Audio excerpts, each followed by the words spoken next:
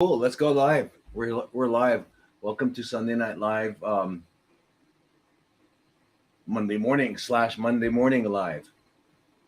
It's really Monday morning on uh, the new side of the earth, and the reason I say the new side of the earth is because everything has been focused, or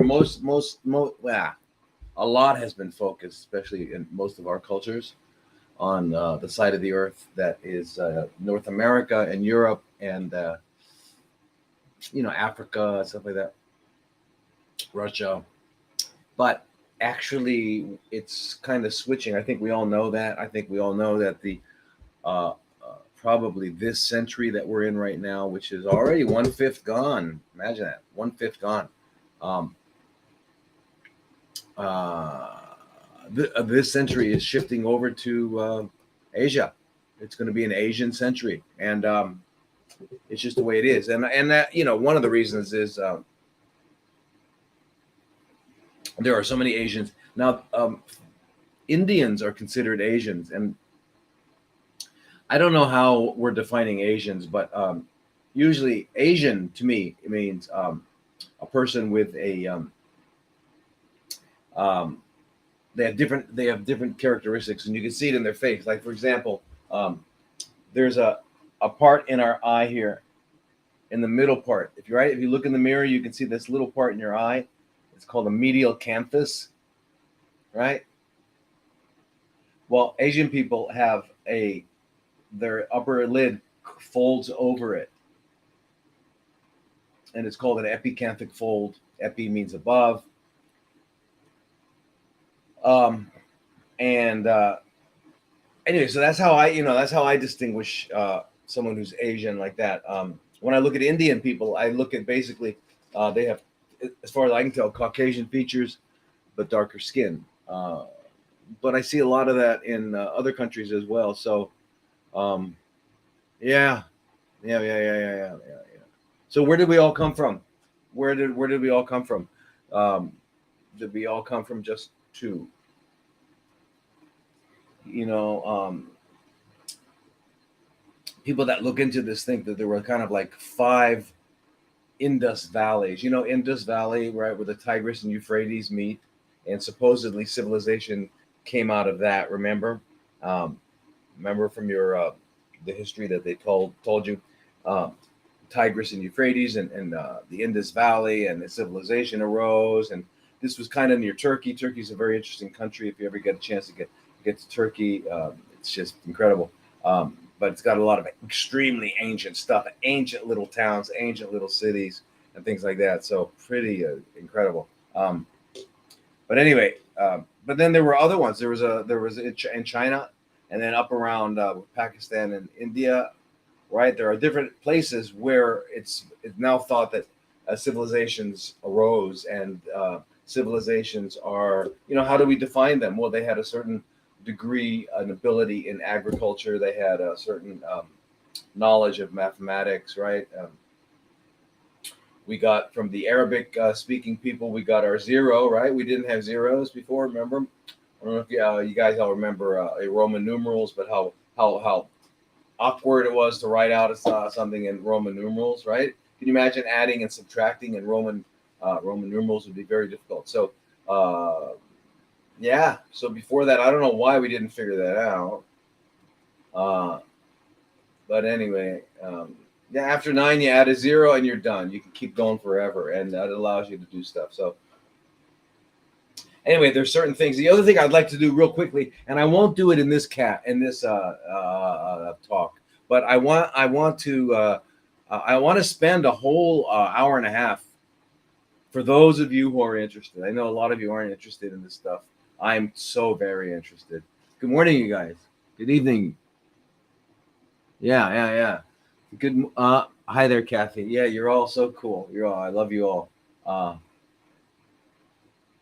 even if you don't like me, and I know some of you don't. So, but that's okay. That's okay. The day I'm getting patted on the back by everybody is the day I know I got to do some retrospection. Um, anyway, what I want to talk about at some point is what are the we don't know our origins. We don't know our origins. You know, all the great, if you look back through history, all the great libraries, which had all the knowledge, have been burned and ransacked. And even when George Herbert Walker Bush went and sent his Schwarzkopf and all his people over to Iraq with what they call it, shock and awe, and the American public watched the war on TV with their TV trays while they were watching TV, eating dinner, and watching people's homes and lives get blown up. Yeah. You know, I'll tell you what's happened in our world puts to shame the Roman Colosseums, where they were thumbs up and thumbs down, right? Thumbs down means kill him. Thumbs up means, oh, he's okay, right? And when they were watching the gladiator fights. Yeah, well, we're way beyond that, right? We're sitting here eating our whatever it is with our finger up, very, very nicely, right? Got to eat very nicely, eat very politely. You got your finger up, you're eating like this. Meanwhile, you're cutting a piece of a corpse, and then dipping the corpse and eating the corpse and enjoying the corpse as you watch people get slaughtered on TV. What? Yep. That's today's world. Anyway, but how did we get here? And why are there Asians? And why are there people that are darker skinned than other people that are darker skinned? If we all started at the same, anyway. So I'm not giving you answers. I'm giving you questions. Okay, always questions. But anyway, there are other ways of looking at this, and there are other lines of history that we've been able to find, and there are accounts that go back much further than you would have believed or imagined. But I want you to just consider one thing, and then I'll get on with it. I know a lot of you get really pissed off at me for going off on these tangents, but I think it's really interesting. Imagine the story we crawled out. Now get this. Hi, Long Island. Yeah. Hi, Karima. Hi there. Thank you for becoming every week. Anyway, imagine somehow a single cell organism kept doing different things, and over the billions of years became an ape. Goat, ape, bird, yeah, all these different varieties of things. And it turned out that each one of these organisms had specific purposes. So it turns out it's okay that we kind of went in that direction by mistake. So we went in that direction by mistake. We don't want to stick with birds. We got to keep going this way. So, or there's no intelligence in there. Yeah, I got to remember, evolution has no intelligence. So it's just kind of, it's a random event. Kind of like everything else you see in life is random. No, the only place there's randomness, the only place in this universe, and I've looked, where there's randomness is between the ears of human beings. Okay, the rest of the universe is, okay, so you remember shock and awe. Yeah. Well, I'll tell you something. To borrow a phrase, when I lecture to people, when I talk to people, because what I got to do, my goal is to get you out of your paradigm that they got you in since you were born. And there's only two ways I can get you out of there. It's to say something that's shocking, so you'll go, oh. I like to do that. It's fun. But when you go, oh, it goes in. The truth just slips in your head. And the other one is if you laugh. If I can make you laugh when you're going and you're about to laugh, it gets in. So I call it shock and ha-ha. So shock and ha-ha is kind of like the way I like to talk, just to get things through that wall. But anyway, we find this evolutionary process finally became apes, and then the apes somehow, remember this, somehow having 48 chromosomes became 46 chromosomes. Don't ask these ridiculous questions how it happened, but this is science. I follow the evidence. Okay, so the evidence is 48 became 46 chromosomes. And then we had Homo erectus and all this sort of thing, right? So now these guys came out and we had Paleolithic, right? They they were making stones, and they were walking around with clubs, right, and banging animals on the head, dragging them back to the cave and eating them, right? As we were taught, and we believe it. Now, I got to tell you something. Here's what we did. Now, imagine this: we have the post-Paleolithic people who are like probably grunting and things like that. Now they took the grunting a little bit further, and guess what they did? Guess what they did? This is incredible. But of course, it was random. They developed multiple extremely complex languages, like the Chinese language, the Sanskrit language. These two really became the roots of most languages, and then there were lots of other different languages. But I mean, but these languages have a large vocabularies. They have they're grammatically they have grammatical rules. They communicate extremely deep and complex concepts. Now, this was the guy that just walked out of the climbed out of the trees with his and he did that. Then you know what? They were like, they said, look at, we need some buildings. Let's build a couple of pyramids, 3-4 pyramids, and we find pyramids all over the earth. But specifically, let's just talk about Giza in Egypt. So we drew. Now, these are the only buildings that are still standing. They've been around. They say 5,000 years, but now the data is showing it was probably more around 12,000 years. And by the way, none of this negates biblical stuff, because remember something. When we're talking about, and I know I'm going to probably upset someone, and I don't mean to. I'm just telling you what I know. If we're talking biblical, how did we have the first day and the first night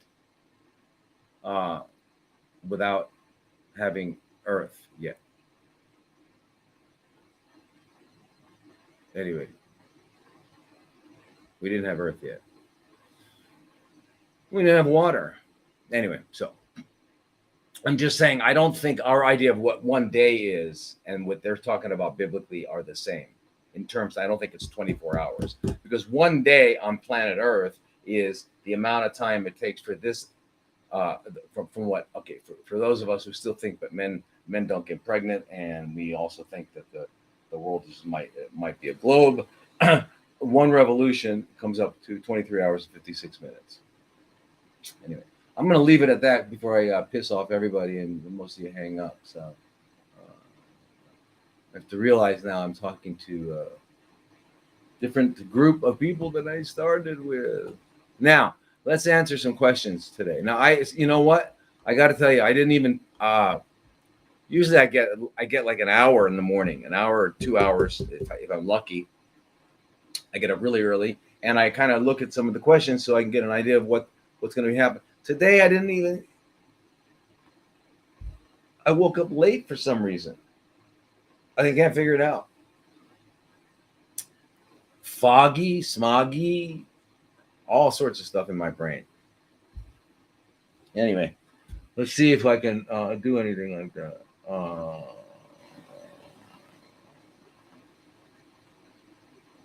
So, okay, here's a question from Facebook. From Instagram. Let me see. This is from who is this from? This is from Lisa. It says, do you think colonoscopy is a good idea if you had polypus, or just a smear at home test? Polypus. Maybe I don't know what that word is. Polyposis? If I had polyposis is a condition that they've named. Okay. Before we get started, for those of you who have never heard the way I talk, and for those that have heard it and are familiar with it, I'm still going to say it. Okay, these are the ground rules. The ground rules is that I speak a different language than the rest of the world. Okay, I don't go along with the disease model. Okay, I don't believe there are things that are external to the human. To our bodies that get into us, and we have to get rid of them. And the only way to get rid of them is to go to the guys with the white coats and ask them for some special concoction, right? And these white coats, man, they could be in pharmacies, laboratories, or they can be Herr Doctor. Yeah, right. All the great doctors walk around swishing their white coats around and wearing them like a badge and carrying their stethoscope as if they even listened. I'm gonna tell you something. When I was in training, I trained in New York. I trained with really amazing people. I just really fantastic. But anyway, my chief resident, when I was an intern, this guy was from England. So what happened in, this was back in the 80s, right? So what happened was he had finished his residency and his training in England, came to the U.S., had to do it over again, right?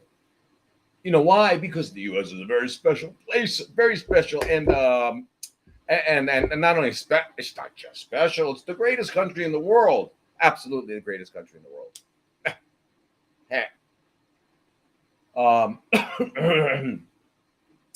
Anyway, so he came to the U.S. He had to redo his residency and internship. Luckily they accepted his medical degree.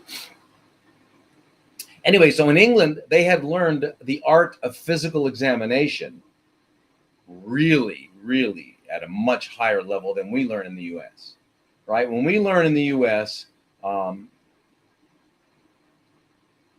it's very. We learn the basics, of course, in medical school, and then we refine it depending on who we're exposed to, whatever doctors we're exposed to, and whatever emphasis they put on it. Now, when I look around now at the doctors coming out now, I'm appalled because they don't even really even understand the tests that they order. They don't know how to draw blood. They don't know how to start IVs. It's just like what's coming out now is more and more tragic, and I can see why. They're going to replace they're going to replace these white coats with AI. So, and they might as well. Because that's what they want. If you're going to be a good doctor, you're going to be a good regurgitator of what they call the standard of care. This is what they call it, the standard of care. You all know. I all know it's the standard of scare, and they scare you to death. They scare you so bad. I had talked to people every day, and we discuss this specifically. We don't beat around the bush. We talk about it. Okay. Yeah. They scare you. You go in there and they scare you. They totally scare you. And you say, okay, cut it off, burn me, do anything. You do things. Anyway, so let me get back to it. I don't want to lose it. So what I was saying was this. I don't like to use the word disease because it's a myth. There's no thing called diabetes. There's no thing called high blood pressure. There's no thing called arthritis. There's no thing called autoimmune disease. There's no things out there that somehow get into us, and that we need to take this poison, and it's always poison, to get rid of this thing. That's an absurdity. This is at a level of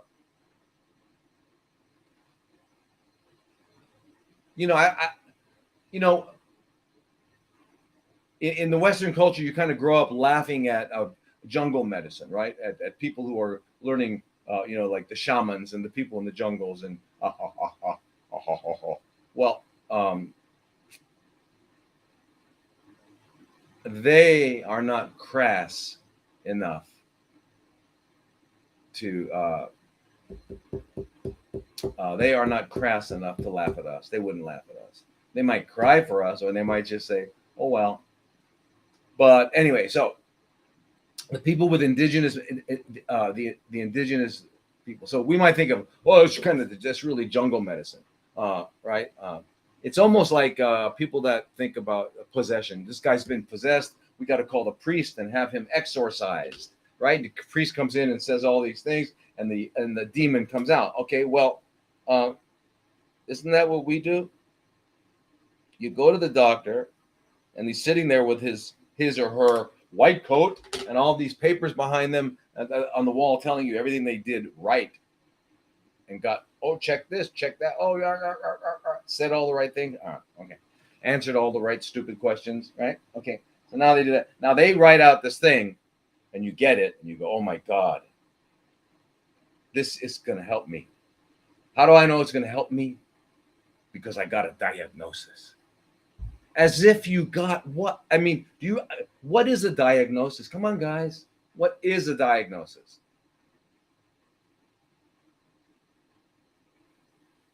If it was useless, that would be fine.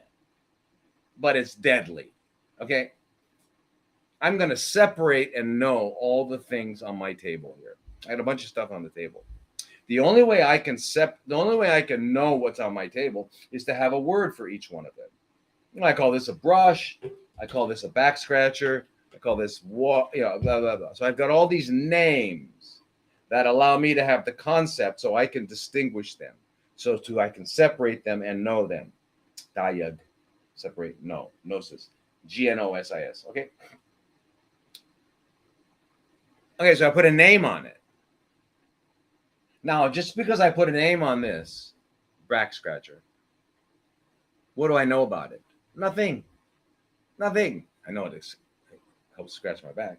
But where did it come from? How do I, and what do I, can I make another one?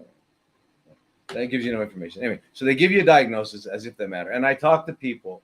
I'm sure we're going to have a question today about the diagnosis, as if it matters. Listen, if a diagnosis was helpful, right, because they spend a ton of money and a ton of time, and it's really part of increasing your anxiety, all these all these machines and all this stuff. Whoa, these guys are so smart. Not me, I'm not smart.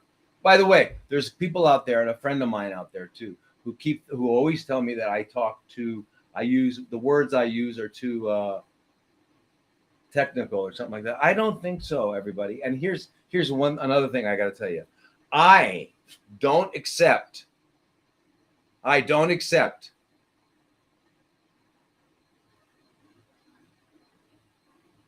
that you guys are stupid. I don't accept it.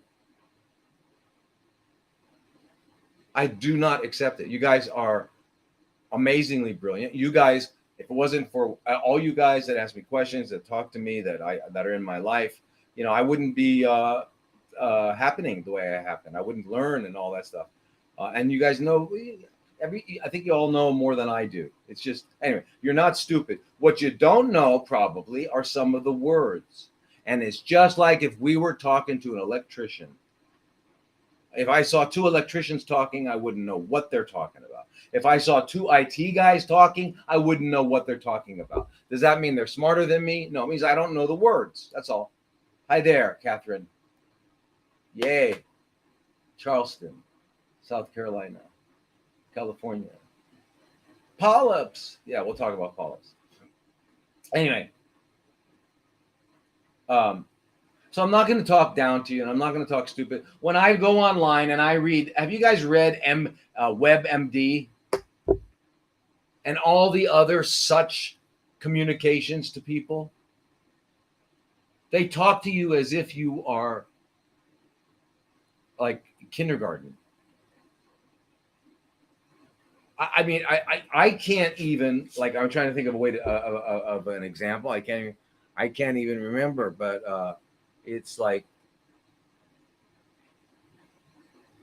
diabetes is the disease that where people have trouble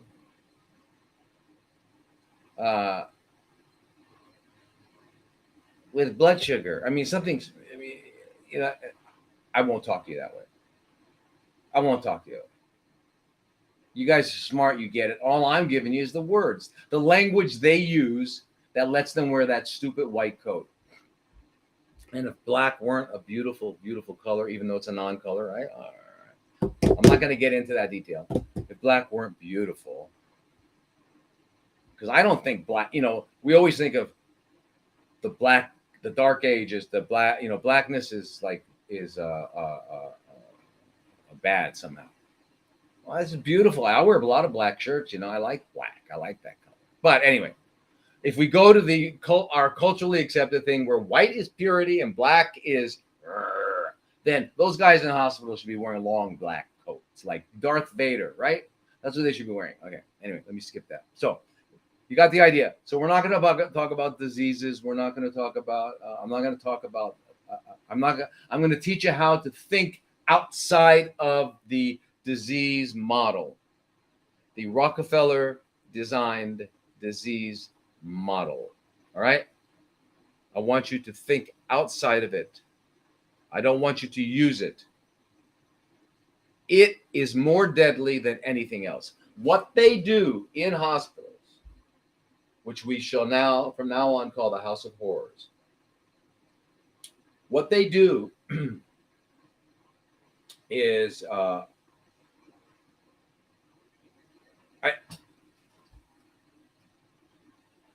it's called terrorism.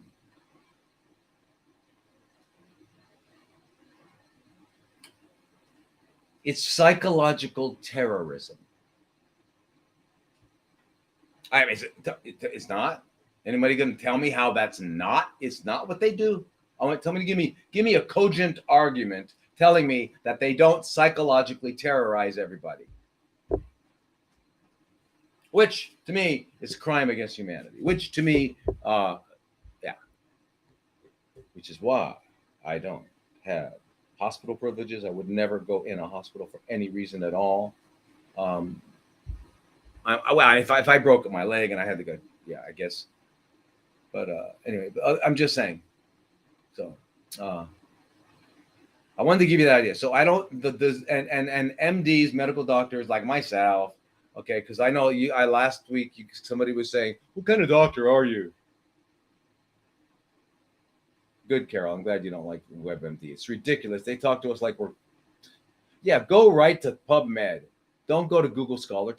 Don't you ever use Google again for any reason, okay? And if you find that you're on another search engine and they're using Google, don't use it. Don't use it. Don't feed them. And don't feed Jeff Bezos. And don't feed these guys. Go direct. If you're going to order something online, okay, it's better to go out the old-fashioned way and buy it. Oh, my God, can you imagine? I'm going to go to the store and buy something? Yeah, go to the store and buy something, okay? Let the guy that lives here get some money and keep that whole thing going, okay? Don't go and order it from them. But anyway, if you are going to order online, order from the company that made it. Don't go through Jeff Bezos. How the hell did that happen? I mean, when did that happen? I wasn't looking. You weren't looking. And all of a sudden, there's these large corporations that own everything. Don't support it. Hey, Toivo. There you are, Kona.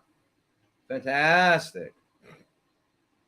I remember Kona. I used to go there a lot. I lived in Hilo. I was on the Big Island. Yeah. Anyway, that was a couple of lifetimes ago? No, that was a couple decades ago. Yeah. Anyway, so MD, the medical doctor, is really the mythology doctor, okay? Because these guys learn all about mythology. What they don't study. What do they not study? What do doctors not study? Anybody know? Yeah, you're right. Nutrition, right? They don't study nutrition. Of course they don't.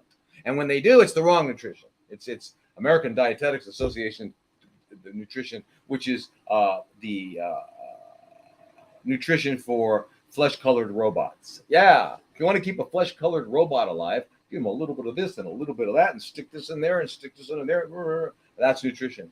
Ugh. Anyway, what doctors don't study, and I'm going to tell you too, not even naturopaths study it. And that's a course called health. Anybody study health? Next time you go and you meet one of those white coat freaks, warlocks, and witches in the hospitals, in the House of Horrors, ask them once, say, hey, doc, can you please give me a definition for health? I'd love to hear it. Write it down, send it to me. I'd like to know what they say. Health. It's the absence of disease. Sure. Yeah. Brilliant guy, lady, ma'am, sir. Brilliant. Absence of disease. So you mean that light is the absence of darkness? I get it. Wow, you're smart. Where's the exit? I got to get out of here. Okay, that's what you got to remember. Okay, so anyway, I'm not gonna. So I wanted to let you know that we don't go with the disease model. We go with the healing paradigm. And what is the healing paradigm based on? What is health based on? It's based on the fact that when an organism is in its biological niche, the niche out of which it arose, right? A shark in the ocean, not a lake. A polar bear at the North Pole and not at Ecuador. Okay, so an organism in its biological niche out of which it arose, in which it exists. It's there because it has specific functions that are necessary to that ecosystem within the larger ecosystem. And the functions that it engages in, that it is a part of, are necessary for the ecosystem. And when all of its needs are there, like everything it needs is there, its functioning is optimal. And this optimal functioning is what is health, by the way. Optimal functioning of the organism, not the absence of anything. It's the presence of something. It's the presence of the ability to regenerate, rejuvenate, and procreate. Regenerate, rejuvenate, and procreate. And that's what your bodies are doing, guys. Okay? I want you to remember that. Don't believe the nonsense they told you. They lied to you. You don't have a disease. Nothing got into you. And you are not this diagnosis. Forget the diagnosis. Don't ever use that word or whatever they told you are again. Okay? Good, Carol. You're non-compliant. Good. That's me, non-compliant. I love it. Be non-compliant. Comply with what? Comply with what? You mean get in line and go to the gas chamber? Is that compliance? I should get in line and go to the gas chamber willingly? Is that compliance? Yes. That's exactly what they mean, boys and girls, ladies and gentlemen, and everyone else. Okay, so anyway, I always get like sidetracked, but I don't, to me, these aren't sidetracks. These are important fundamentals that you've got to understand, okay?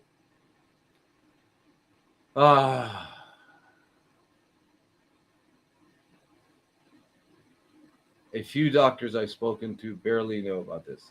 Well, good for you. I have never met anyone in this. I can't get them. That's my trouble with training doctors.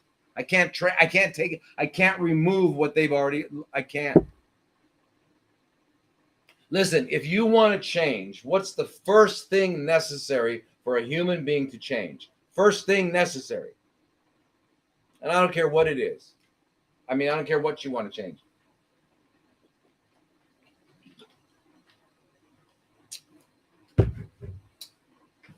First thing, other than the will of God, karma, all that other stuff, other than that, it's called dissatisfaction. Until you are dissatisfied, you will not change. Why? Because that's how we are.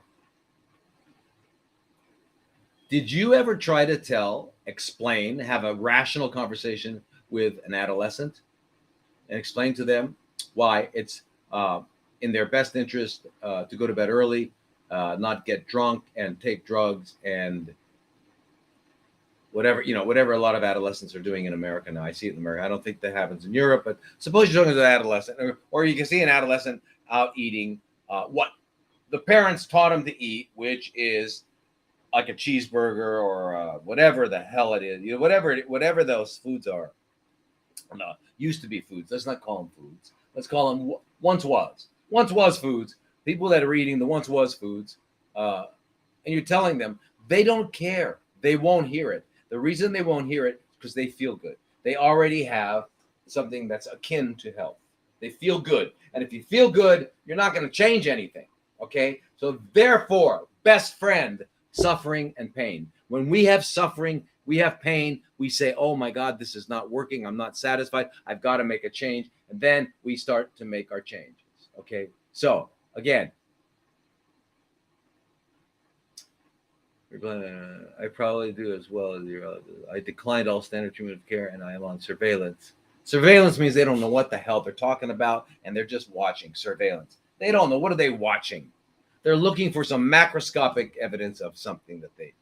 Anyway, I can't believe how they are, and I don't know how to communicate it with you. I have to make a course where we start from the beginning and you get all the details. And you're not stupid, and I'm not going to dumb it down. I'm not going to. I know a lot of guys out there like. Now, Dave Berg is a great guy. He gives fantastic information. I love his style. I love his approach, but that's not me. I don't do it that way. Okay. I'm going to, I just, I just kind of, I don't know, whatever I do, I don't know what I do, but I do it. That's not what I do. It's not differently. I mean, I'm going to try to be more organized so I can answer your questions. I apologize. Okay. So, here's the question. It says, do you think colonoscopy is a good idea if you had polyposis or just a smear at home test? Okay, well, so colon cancer, and the reason that's pretty, a relevant question is because even if you have a different kind of chronically fermenting cell, a different place, it originated in your breast, it originated in your prostate, it originated anywhere else, your bone, whatever, brain. It can also originate in your colon, and the colon is right at the top there with both men and women. Right, women have much more breast, and men have much more prostate, but they both got lung and colon are the big ones. Okay, so the question is colonoscopy a good idea, or just a smear test from home, just as good? That's actually a good question. And let me answer that. First of all, they've sophisticated a little bit the smears test at home. In case you don't know, the doctors, the old-fashioned doctors, when I was training, you'd come to the doctor's office. They would maybe do one test and then give you a couple more cards so you take home. Or now I guess they're just mailing the cards to the people. And there's cards. You open it up and it's got two little spots, and you get a little stick you get a little piece of the feces, and you put the feces on there, and then you close it, you turn it over, open it up, and you put this liquid called guaiac solution, and the guaiac solution will, if it turns blue, that means there's blood in it. And if there's blood in it, the assumption is that there may be a chronically fermenting cell in your colon. Okay? Now, the thing is, that blood that's being detected with the guaiac test is not, you can't distinguish it from, for example, if you had eaten a cow earlier, if you had eaten a pig earlier, if you had eaten some other animal corpse earlier, and you have their blood in your body, you wouldn't know the difference between your blood and their blood. So anyway, they came up with this, it's called the fecal immunochemical test, and basically it looks at human blood, and it's a little more sophisticated, but it's basically the old-fashioned guaiac test. Yeah. Anyway, and it looks, and again, it looks for microscopic amounts of blood is what it's doing. Well, anyway, there have been studies where they look at, and then they look at it's weird. Their endpoints are bizarre, but I'm trying to remember. There was this one study where they took 20 large numbers of people. Anyway, they found out that most people didn't want colonoscopy. They preferred to get the fecal test. And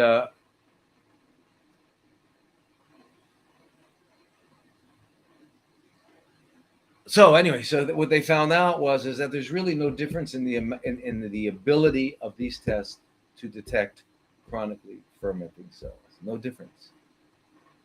That's pretty important. What there was a difference is was the ability to detect adenomas. An adenoma is a growth like a polyp. Someone was asking earlier about a polyp. A polyp is an outgrowth from tissue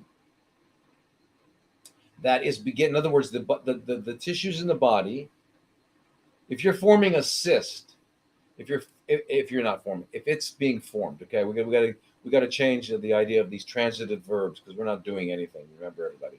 Um, if a cyst is forming, if a plaque in the artery is forming, if anything is forming like that, remember, it is adapting to a situation where its biological needs are not being met.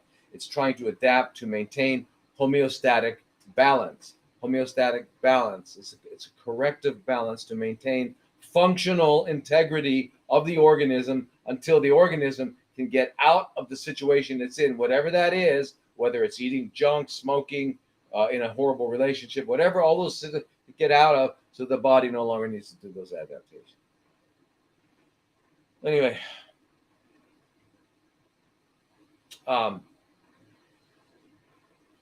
so an adenoma is basically an outgrowth, kind of like a polyp. And they call them high-grade adenomas, and they call them medium and low-grade adenomas. And the high-grade adenomas have some features of potentially becoming chronically fermented. Anyway, that's the difference that you can tell. So my answer to you is a question. Okay, who asked me the question again? Let me see. This was Lisa.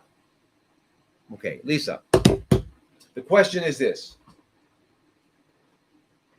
If you go get their test, either one of their tests, and either one of their tests is positive, meaning you've either got the colonoscopy as being positive or you've got the fecal immunochemical or the old-fashioned guaiac test positive. Now what? That's the question. And that's the most important question. Are you going to go? By the way, if you went for the colonoscopy and they give you the results and they found something, they're going to scare you.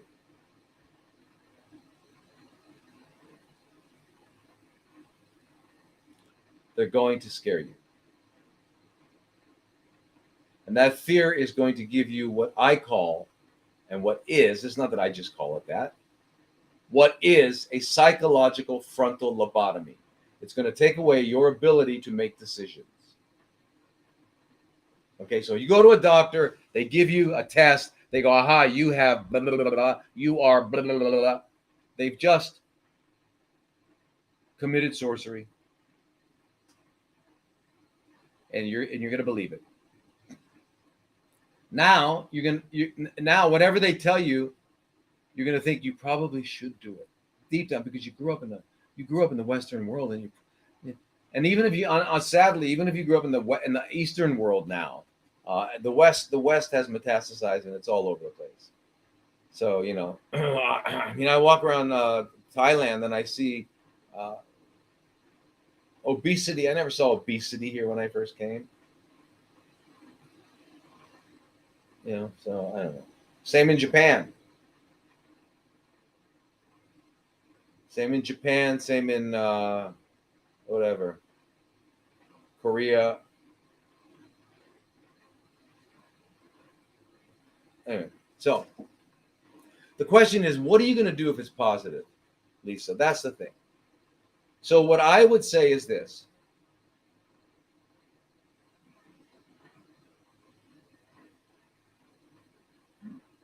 If you're listening to this, you're probably a person who's not going to go along with the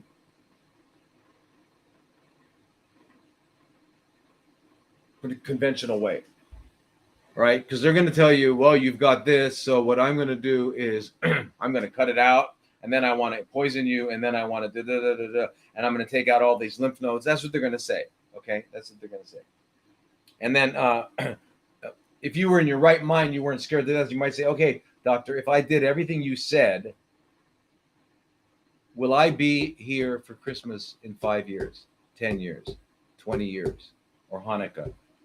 Or will I be here for the a winter solstice? Of course, he can't answer because he doesn't know if he'll be there. So I'm just saying, according to their data, according to their statistics, how effective is what they're recommending to you? And you'll, if he's honest, he, she, or it, they, them are honest, then they're going to tell you no, they don't know. And then if they're really honest, they're going to tell you, we have no idea if it helps. Why are they going to say that? Why? Because here's the thing. When an oncologist tells you if you don't do what they say, you will die at some specified time, how do they know that? How do they know what happens to people who never come back? They don't. They don't know. They're making it up. And guess what we call when you make up a story? What do we call that? Well, if we're doctors, we'll call it fabricating.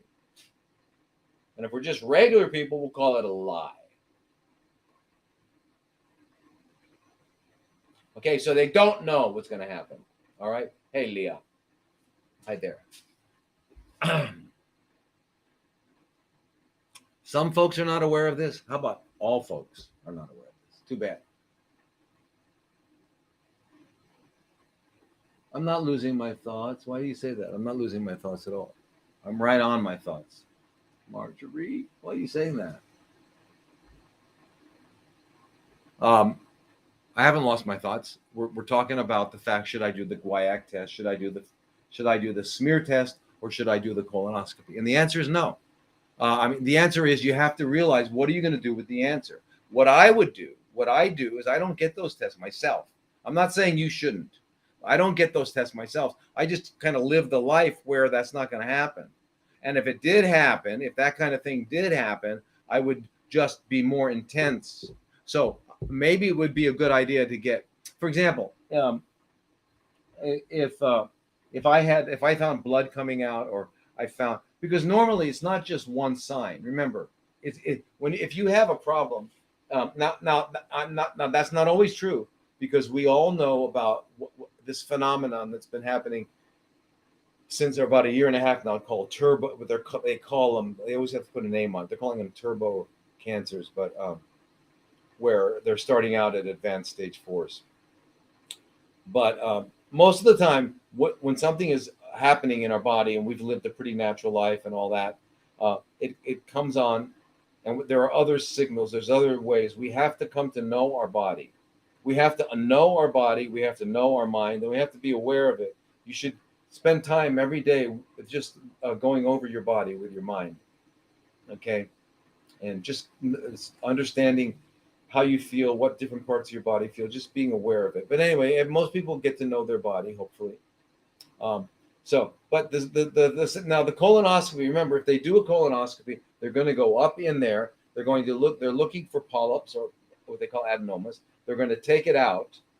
They're going to send it off to the pathologist. The pathologist will look at the microscope, and he will see, or she will see, or it, they, them will see if there are any, if there's any microscopic evidence that these cells are chronically fermenting, right? And then they'll let them know. They'll let the gastroenterologist know, and then he can, go look for more or tell you and all that sort of thing.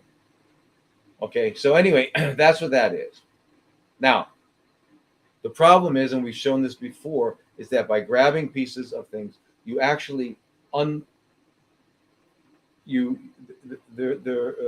it is a chronically fermenting cell, it's kind of needing new blood vessels so it can continue to grow. So it sort of sends out messages to the rest of the little colonies, because if you've got a polyp, you've already got little colonies, microscopic, all different places, but they can't grow because they don't have any blood vessels. When you pull that off, when you biopsy, when you do that sort of thing, you release those signals, those signals that are inhibiting the growth of the microscopic what they call metastases. Okay, so doing the biopsy, doing the surgery does that. Now, should I never do surgery? Absolutely. There are times you have to do surgery. There are times you have to do radiation. Absolutely. I'm not saying don't. I'm saying know when. When is the best time? When is the most appropriate time? Okay. And who should do it? The guy who does it every day, 1,000 times a day. That's the guy. I don't care if he's your famous doctor or he's the PA working for the doctor. But if that's the guy that does it every day, 1,000 times a day, he's going to be the most skilled, and that's who you want to do it.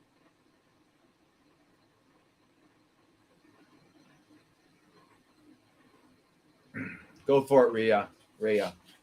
Riaya. Very good. Go watch that tree be planted. Okay, now, so my thinking is if you really want to know, Lisa, do the smear test. Make sure it's an FIT, right? Fecal immunochemical test, just so that it distinguishes between, other kinds of places. Because basically, when it turns blue, what is it turning blue to? It's turning blue. This is why it tests to the iron. The iron is in the blood, and the assumption is there's blood. So that's what the question is. Okay, now, another question: can Behçet's disease be cured? I was 12 years old, RA patient before Behçet's diagnosis. Now, listen, there's a lot of information about this. Is Zainab. I'm not sure if that's your name, but anyway, first of all, Behçet's disease doesn't exist. So therefore, and it's not a thing that can be therefore cured. So we got to get out of that paradigm. Yeah, we're 12 years old. When we 12 years old, it was 12 years already that you were an RA patient. I think RA, you must mean rheumatoid arthritis.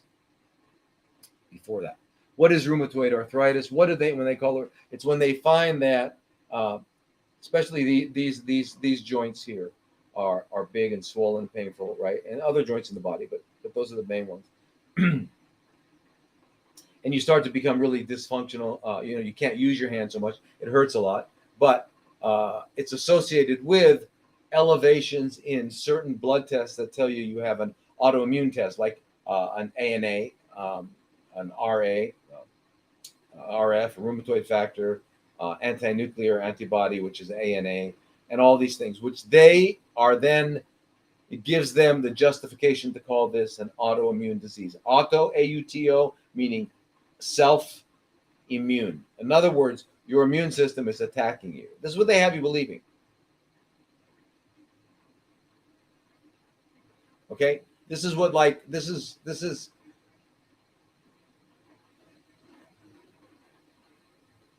yeah, anyway.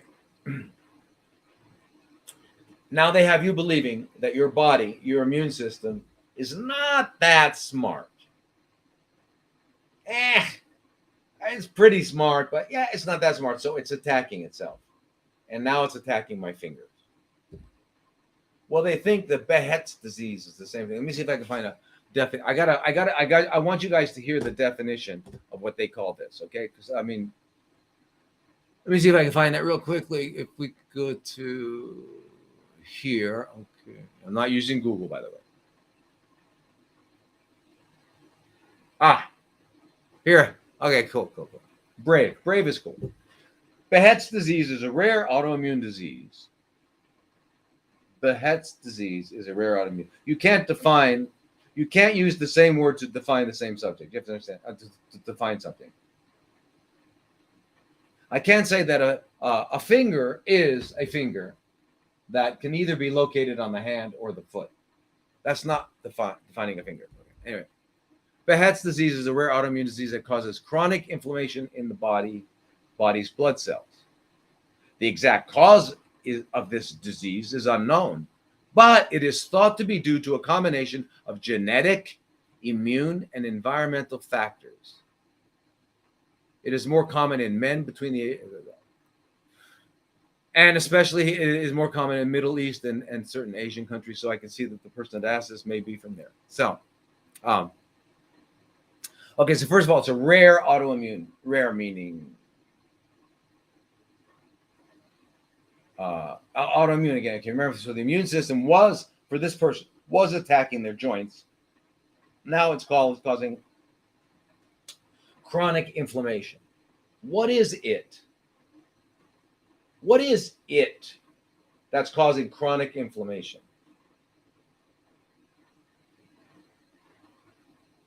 Well, there's no it causing chronic. I mean, there's no disease called Behçet's disease that's causing chronic inflammation. The condition of the blood vessels, the condition of Behçet's disease, is chronically inflamed blood vessels. And though blood vessels are everywhere, so the symptoms are going to be extremely varied. That's what Behçet. Okay, so it's chronically inflamed. What does inflammation come from? What is inflammation? Acute inflammation, as we all know, is how the body heals. You bang your finger, it gets red hot, swollen, and painful, and it heals. You keep banging your finger because you're not that smart. So you keep banging your finger, and it starts to protect itself from you banging it, and you develop a callus. The bone starts to grow. All these tissues proliferate. It starts to become a thing, a tumor. Huh? Anyway, so that's what happens. That's chronic inflammation. Okay, so in the case where I'm banging my finger, we know what is the cause. But for most of us who are walking around with high CRPs, C-reactive protein, you all know, anybody who's a victim of the medical profession knows that a C-reactive protein is a protein produced by the liver that doctors use to say, aha, you have chronic inflammation. There's another one I think is better. It's called galactin-3. It's also a way of telling you have chronic inflammation. But that tells you nothing because you do have it. I have it. You have it. She has it. They have it. It has it. It all has it. Why? Because we're living lives that are not compatible with our biological requirements, and our body is chronically under assault and dealing with it and adapting, and it's called chronic inflammation. So the real thing is, so it's not an autoimmune. It's crazy. The immune system is trying to protect you because you have a chronic inflammatory condition going on. What is it? It's a combination of different things. First of all, this EMF, non-food that we eat all the time. Okay, non-food stuff that once was food that we eat all the time.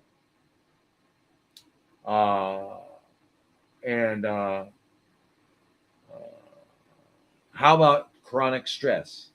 Stress means you don't like what is. And what is it that you don't like? Whatever it is, it doesn't matter. If it's a boyfriend, girlfriend, job,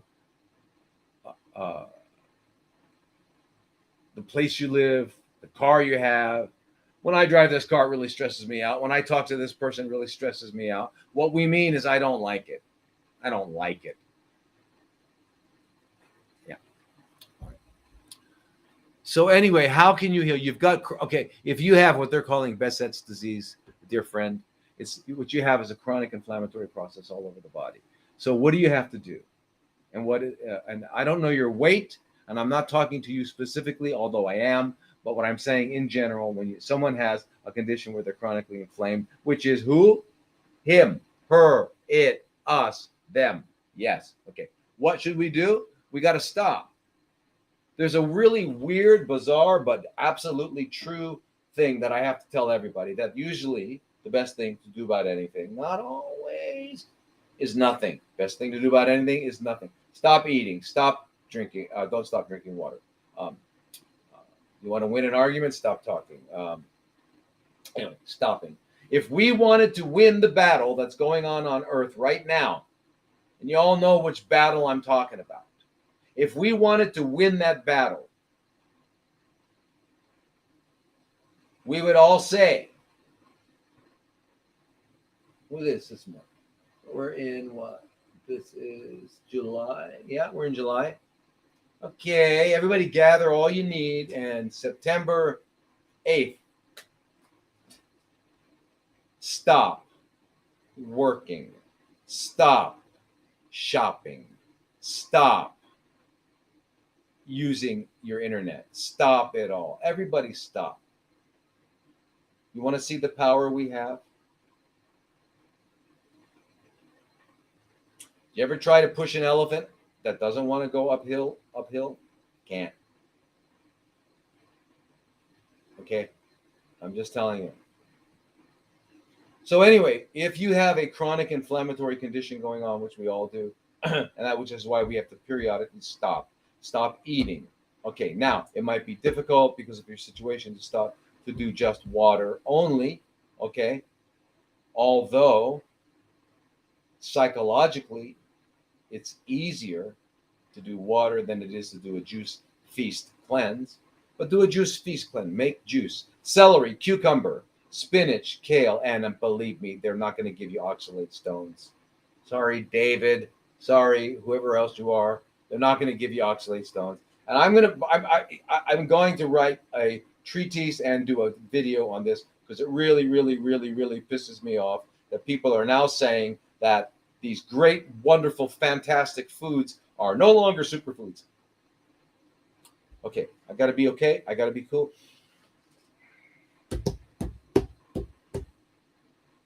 They're still superfoods. Okay. But okay. So what do? We drink juices, kale. So you use cucumber and celery because that gives you lots of volume of water. Then you add in kale. You can add in spinach. You can add in bok choy. You can add in anything you want. You might find it bitter, so you're going to add in some lemon, and then you might find it a little sour, so you're going to add in some apples or carrots or whatever, some other kind of fruit, just to make it so that it is an exotic drink that you love and you look forward to, because you got to love it. If you don't love it, it won't be good for you. Yes, Ted. Stress is when you don't like what is. Because I'll tell you something. I had a friend in medical school who was like 6'7", Dutch. Well, his family was originally from the Netherlands, and he so he had to protect himself because everybody had to beat up the big guy. So they beat him up all the time. So he became like a black belt in karate and all this sort of stuff. But he was also a very active guy, and he climbed everything. He used to go to mountains where, the mountains where there's no dirt, no earth, right? And he would take and hammer it in and climb it. It's like, why he loved it, I don't like that. Anyway, so he and I get dropped off at the foot of a Mount Everest, and we're told you got to climb that in the morning. He's gonna go, yeah, and I'm gonna go, no. All right. So for me, it's totally stressful. For him, it's like invigorating. Okay. So yes, stress is not the event; it's your perceptions of it, your relationship. Oh, anyway,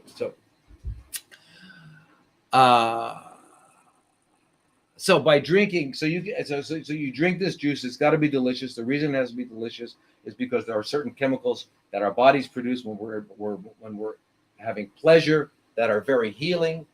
And there are also very negative chemicals produced by our body when we're feeling deprived, or we're feeling whatever it is. Oh, I gotta drink this. I don't want to drink this. Okay, if you're gonna drink it like that, then you might as well drink Coca-Cola, because it's not doing you any good. But that's what I'm saying. Get your colon clean. Go to bed early. Start moving around. Get rid of the inflammation out of your body. It's not that something is. Yeah, it's something. What's causing it is called life in the 21st century. That's what it's called. So yeah, you can get out of that. Okay, let's find another question. Is organic soy milk safe? I can't read the person's name, but organic soy milk, that's a really good question. Now, one thing I love about, just one, there are billions of things I love about Japan, but one of them is that the Japanese actually have the government, even though it's had to play along with some of the games that are going on planet Earth right now,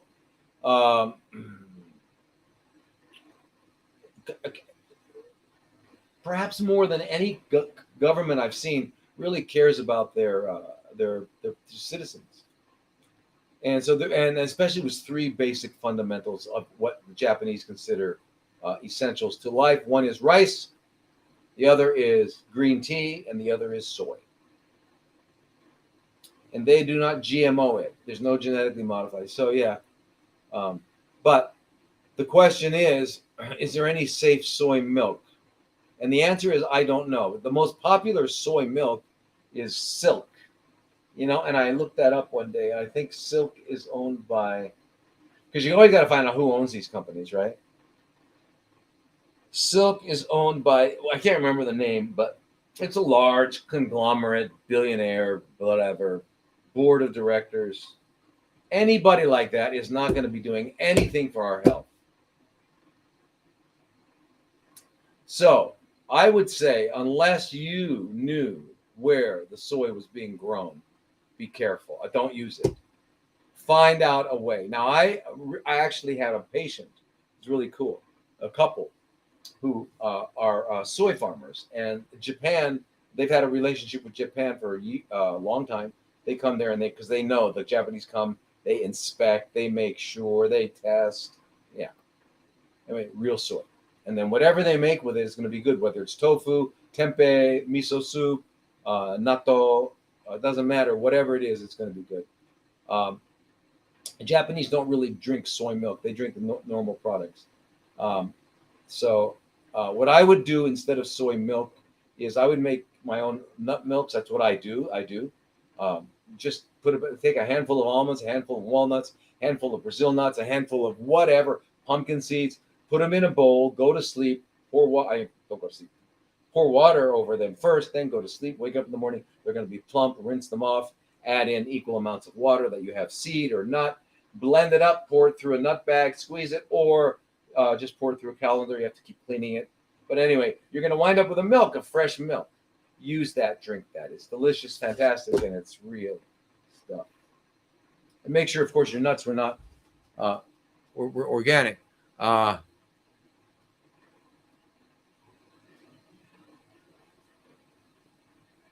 Do you like natto kinase or lumbro kinase more?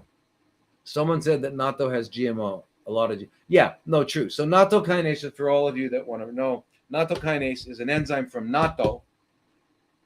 Natto is a fermented soybean it's fermented with Bacillus subtilis, which is a bacteria that produces an enzyme called natto kinase. Natto kinase stimulates plasminogen. What's plasminogen? It's just the name of the chemical that begins the cascade of events in our blood that cause blood clots to be dissolved. Because in our bodies, we have in every aspect of everything, we've got always at least two things working against each other to fine-tune and finesse everything, like estrogen, progesterone. And anyway, so we've got fibrinogen and plasminogen, and one makes clots, one breaks clots. Anyway, so natto kinase and lumbro kinase both stimulate plasminogen. They're both good. Which one is better? Hard to say, because they've never really been. They kind of do mostly the same thing, but slightly different. What is it? A lumbro kinase, by the way? The most famous brand of it is called Boluke, Boluke, and again, it is a plasminogen activator. It comes from the soy, from earthworm. Anyway, as opposed to what you might get from a witch or warlock in the House of Horrors, would be chemicals that they have you inject into your body, which are usually heparins or low molecular weight heparins. Now, heparin, although heparin is it's a natural substance made in our body, it's not the stuff they give you. You can overdose, you can die from it. You really can't have too much of a problem from these natural substances. So what do I like? If you can get both of them, take both of them. Depends on your situation. Are you actually forming a lot of blood clots? Do you know that? Or do you have chronically fermenting cells? Which means if you've got chronically fermenting cells, believe me, then you do have some degree of clotting going on. It's just part of it. It's part of it. So you do want to take that. But what else do you want to do if you're clotting, like we all are clotting to some degree? Drink lots of fluids. Stay really well hydrated, by the way.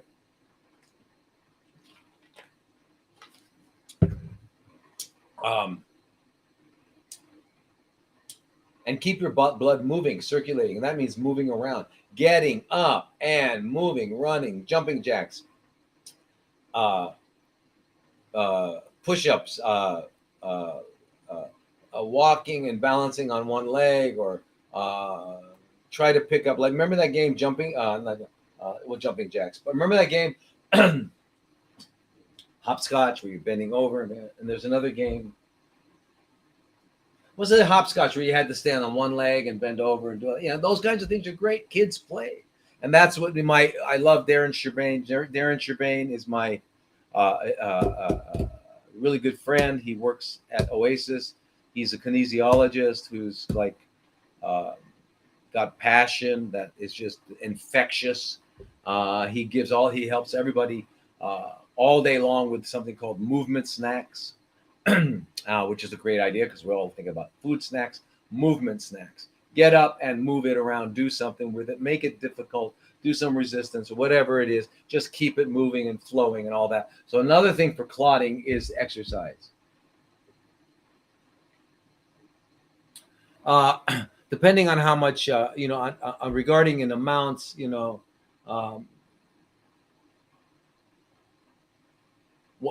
amounts of these substances,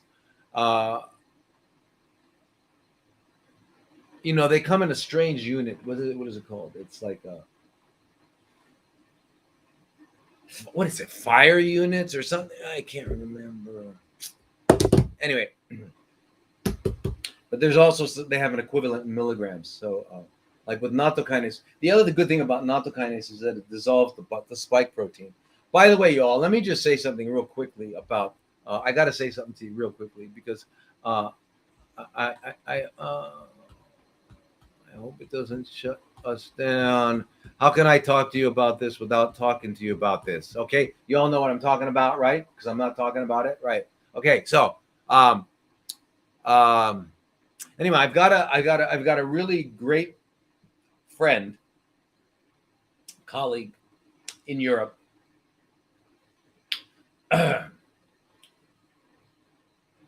who's friends with a group that studies some of these things that are being injected into people around the world.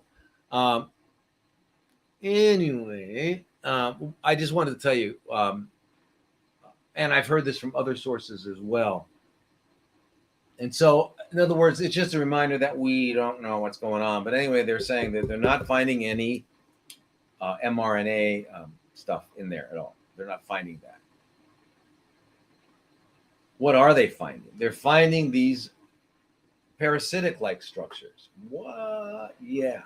And I think the ones from the Moder, I don't know how you say that. How do you say it again? Moder. Anyway, can't quite say it. We have this thing called Hydra. Hydra, and if you know what Hydra is, it's kind of an immortal type little microscopic thing. They're finding that. And what are they finding in the five? I'm not sure what you call it. Anyway, they're finding the Trypanosoma cruzi. Yeah. And what else are they finding in the P5? They're finding T. brucei. Okay, and yeah. So anyway, these little parasites are what they're finding a lot of. Not finding in mRNA and stuff like that. So again, we don't really know what's happening, but nattokinase does eat up spike protein. For whoever you were that said I don't stay on why do I keep forgetting what I'm talking about? I don't forget. Who were you? Come on, where are you? Anyway, it doesn't matter. Sorry, guys. Leapfrog. There you go. Let's leapfrog. The problem is you got to have someone to leap with, right? Yeah. Right. We need to do things. We need what Darren says. What I love about I love many things about Darren, but he says forget exercise. We got to learn how to play again. Let's play. You never hear kids say, "Let's go outside and exercise." They say, "Let's go outside and play." Let's play. Okay, play. Yeah. All right. And if you got someone to play with, then leapfrog with them. Okay. Now, anyway, so one of the things what this doctor friend of mine said is that these things that they're finding seem to survive anything. They're like a synthetic biology, if we can use that word, right? From some sort of hybrid technology, and they don't really respond to things that should destroy any biological thing. So who knows what they are? And they've been seen to self-assemble. What? Yes.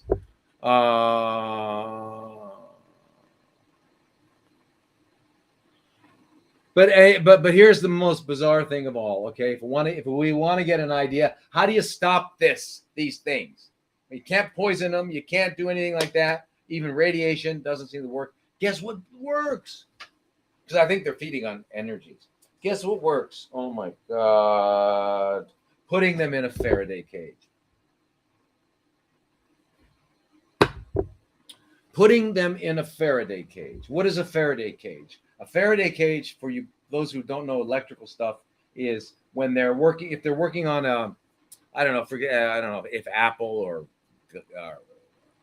Samsung or whatever are working on a new device or whatever it is, and they want to make sure there's no outside EMF interference at all. They stick it into a Faraday's cage, which has conducting wires like either copper or silver or whatever it is in a row. And anyway, they because of the remember electrical magnetic, the electrical magnetic world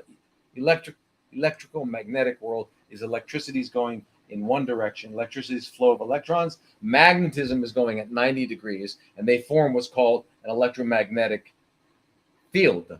Okay, now magnetism can produce. If there's magnetism, there's electricity. If there's electricity, there's magnetism. Like you can't have a front without a back. You can't have an up without a down. Okay, they go together. But anyway, you put them in a Faraday cage and there's no influence, so you can actually test something, right? Okay, so if you put these things that they're finding in the blood in a Faraday cage, they stop. So what does that mean? That means that what is one of the best things we can do for ourselves, really? If you've already somehow fell for the great hoax of 2020, if you've already fallen for it, what is the best thing you can do? Get a Faraday cage, go in there and meditate. Pray and meditate. Go find a cave somewhere. Run away, run, Forrest, run. Go find a cave and get in a cave and meditate and get away from all that stuff, and just don't get the influence of all the stuff that's out here, because we have no idea what's out here. We have no idea. Can't see it, can't smell it, can't feel it, can't taste it. So for almost those of you who said, hey man, if I can't touch it, if I can't see it, if I can't feel it, it just ain't real. Yeah, what about love?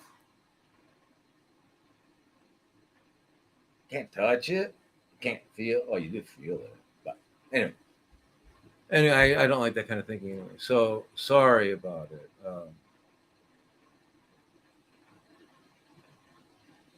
Anyway, just to throw more confusion, because the more I look at this stuff, I get confused. But again, we got remember the elephant, you guys. We got to become elephants. So the word do I like nattokinase versus lumbrokinase, they're both fantastic. Okay, either one is good. Serrapeptase is very good as well, but I think I think natto's the king. I would love natto, and I think if you could eat natto every day, if you could get non-GMO soybeans and ferment them and learn how to do that, that would be great. Get that, chia seeds, and then learn how to make spirulina. If we can learn how to do that stuff at home, you're done. You don't need anything else. Believe me, you've gotten all of your nutritional needs at all. You got to understand that's powerful, powerful, powerful, powerful, powerful. And get some green tea. You did it. You're done. Okay, broccoli sprouts. But then you got to have a ton of seeds. And any of these you got to get. So those are the supplies we need. But if you had broccoli sprouts too, I mean, oh my God. Anyway, so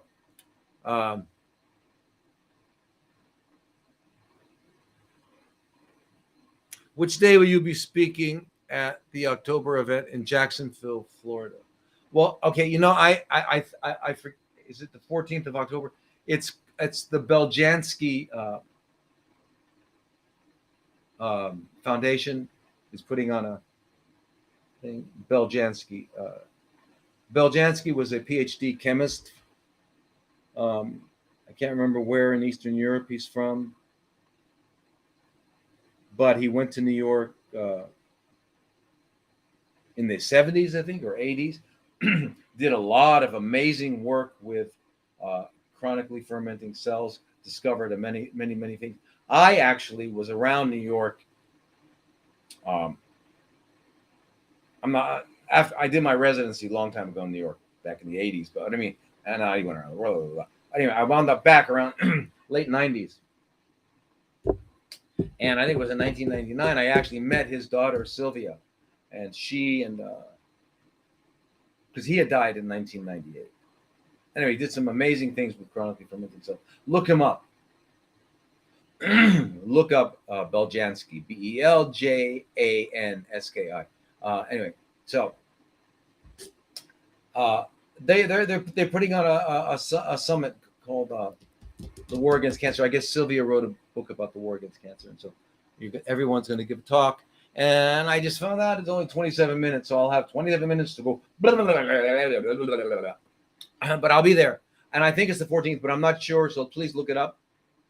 It's in Florida, and then I'm doing another one, VCICI, which is a vitamin C lecture.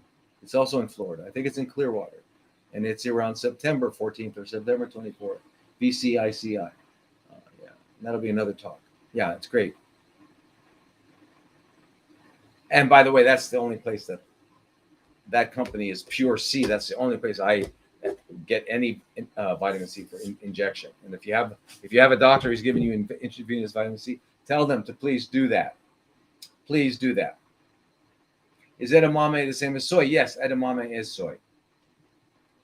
Soybeans, yes, other good thing to eat, healthy thing to eat. Okay, so let's see. Okay, we gotta go past. There's just too many questions. I'm sorry. I'm gonna have to go to.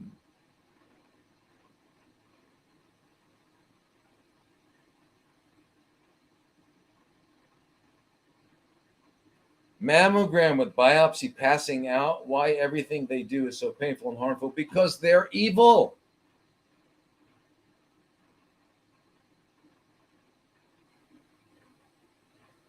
You don't need either a mammogram or a biopsy. My God. Poor sweetie. What's your name? Josie. Yeah, don't let breast ultrasound, breast MRI, self breast exam, and don't poke it. Just don't. If you really got to know, I mean, obvious. It's usually pretty obvious what it is, and if it's not so obvious, you can do a PET scan. Yeah, PET scan's got some dangerous stuff in it, is fluorodeoxyglucose and other things like that. But you can always do some low dose vitamin C for a lot, and vitamin E and vitamin A and all that, and just try to negate the effects of it, just so you can get an answer. So you can. But anyway, because the only difference between knowing that there's actually fermenting cells and not is just the intensity at which you do live your life. Okay, so we should all be living healthy anyway. Okay, because health, our goal, our collective goal, comes from one thing only, and it's called healthy living. There's not another way to get health. You can't buy it. You can't coerce it. You can't steal it. You can't negotiate it. You can earn it. So we should all be living a life that will earn our health. Okay, we're gonna make mistakes. We're not perfect. Okay, you don't hate yourself for it. You say that's great. That's great. I'm a fantastic, flawed human being, and I'm working on getting unflawed. Whatever. Get past it. No dramas. Don't give yourself any more dramas. Don't give yourself. Oh no. Don't feel guilty. Don't. You don't need any more dramas. We all have plenty of drama. And the only drama you should really read should be some novel, or watch a TV show, and watch a drama. But don't put dramas in your life. Get rid of these dramas. These dramas are like ridiculous. Anyway, so I don't want to. Okay, so I don't think you should do that. I think you should get a PET scan or get some sort of. You should absolutely get an ultrasound and things like that. You can do things like that. And then call me before they do anything to you. But if you go to them and they biopsy and they paint, they squeeze you, they mammogram you, they're going to scare you, and you're going to be off and running. And it's so hard. The hardest thing I have to do. The most challenging thing for me is to help people get out, is to extract what the sorcery that they put into you when they give you a diagnosis. It's sorcery, man. And I can't, it's so hard to get people not think that way. Now,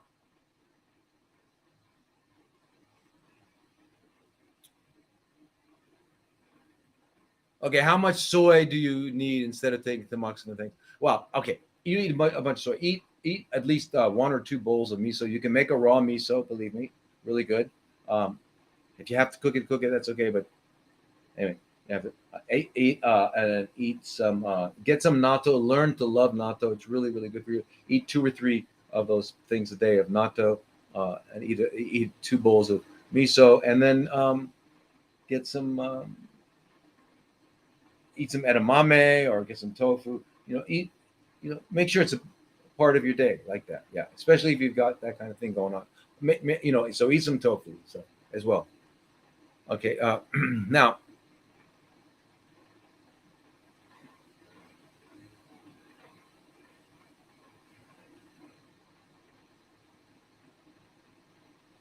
Okay, so how would you treat a diagnosis of fast growing small cell lung cancer?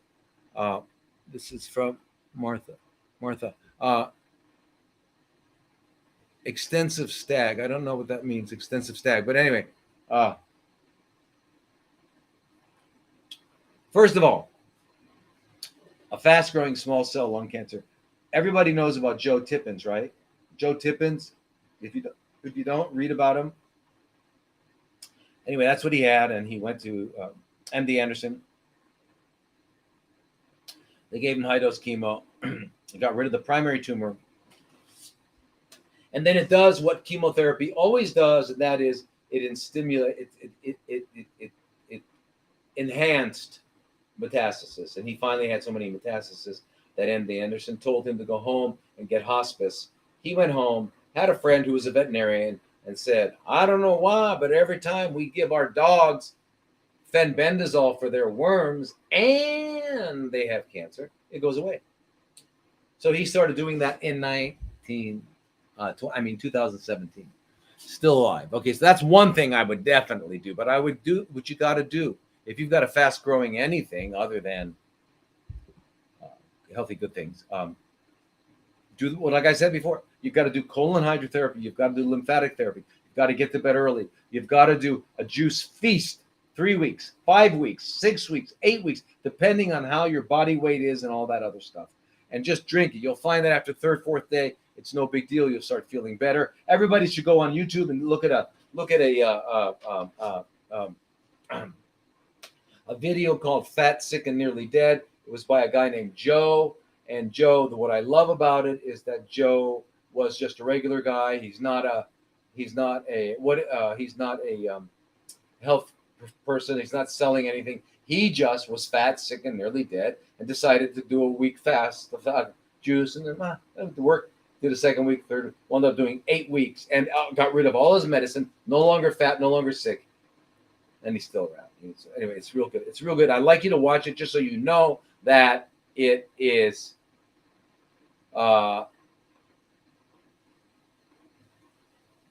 Just so that you know that it is. I was just reading some questions. Oh, I didn't talk about it. Anyway. Anyway. Too distracted. How much? Oh, soy. Okay, soy.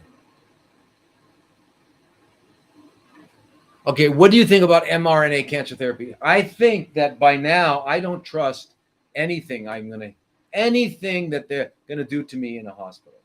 I just don't trust it. Do I think that there might be ways of really making this stuff work? Yeah, I do, and I think they help each other. the guys that run all of us, the Black Rocks and the Vanguards and their owners. But those of us down here aren't going to get the good help.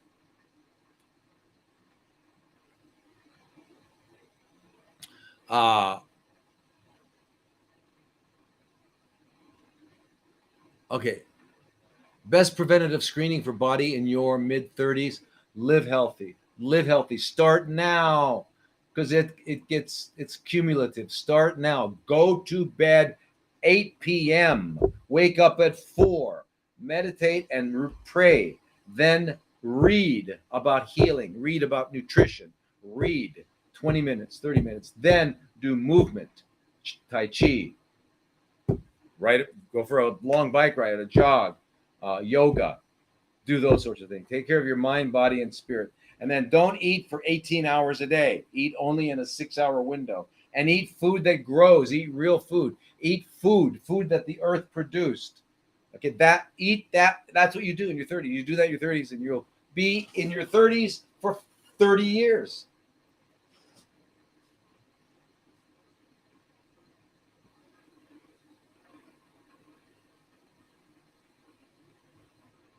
Yeah, how do I increase my white blood cells after chemo?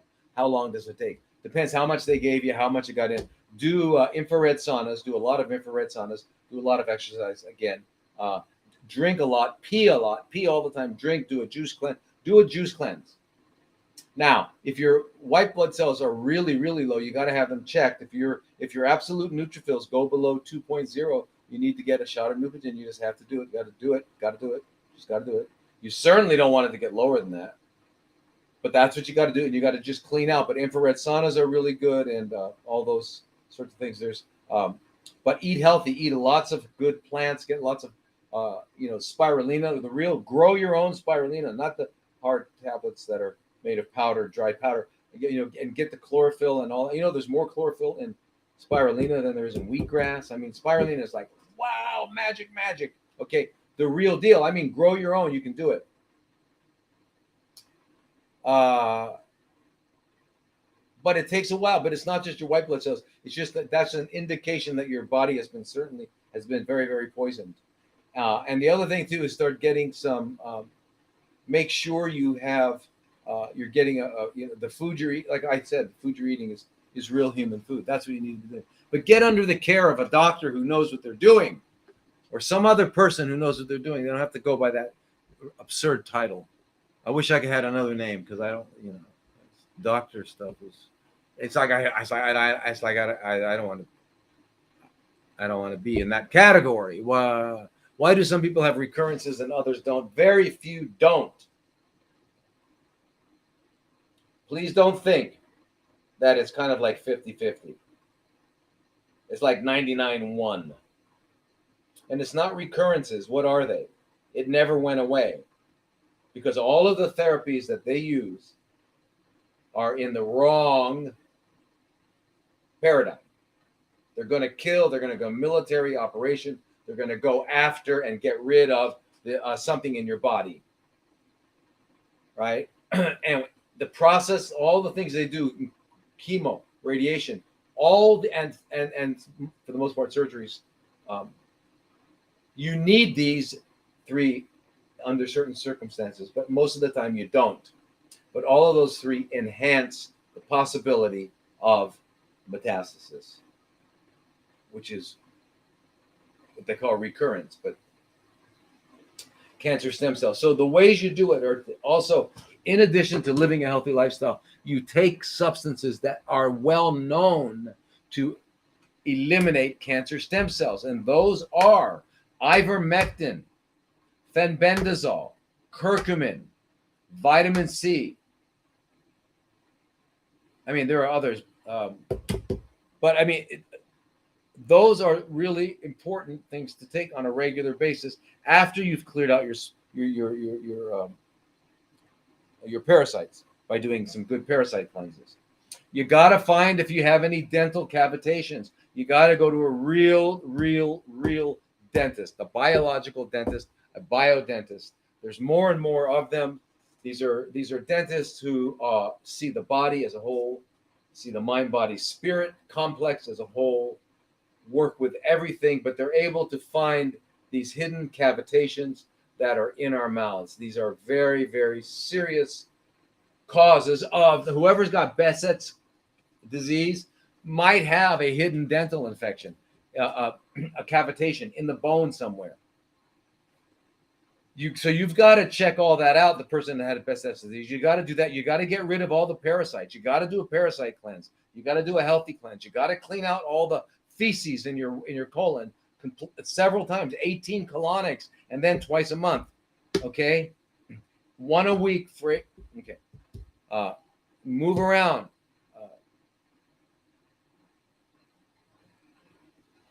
All right, you got to get rid of all these chronic inflammatory stuff. Now, so people have recurrences. It's just that it never goes away, and the reason it never goes away is because we never dealt with it in the way that would work. Okay, because we're dealing with a condition where, first of all, we got to clean out any of the waste products that could be contributing to a cell or group of cells needing to ferment. And that would be hidden dental infections. That would be parasites. That would be heavy metals. That would be environmental toxins. Phthalates. We all have phthalates in us. Phthalates are a form of plastics that are in everything, everywhere you go. And they're adding them. Yeah, believe me, they are worse than you'll ever imagine.